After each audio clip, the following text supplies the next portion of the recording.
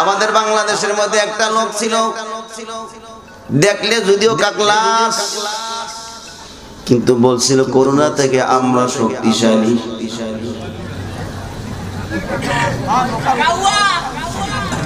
আমি দেখছি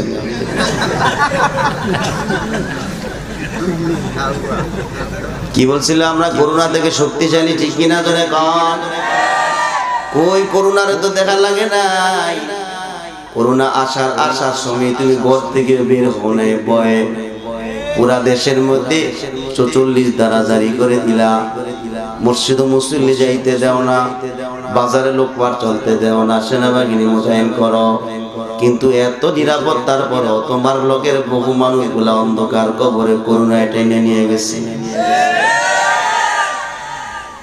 তোমার যদি এত শক্তি দাও তাহলে তুমি 5ই আগস্টের পরে মাত্র ছোট বাচ্চাদেরকে দেখে পলাইছে